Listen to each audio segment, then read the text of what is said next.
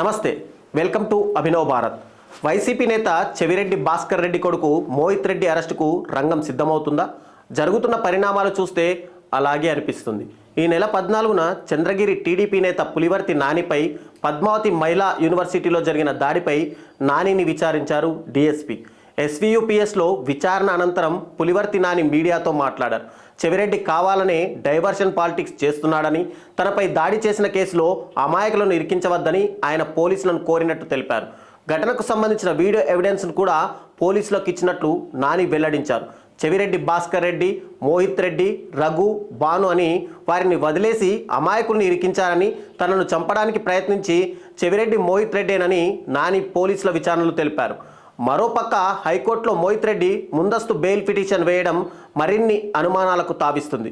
మొత్తానికి వీడియో ఫుటేజ్లో సరైన ఆధారాలు ఉంటే మాత్రం చెవిరెడ్డి బోనెక్కాల్సిందే.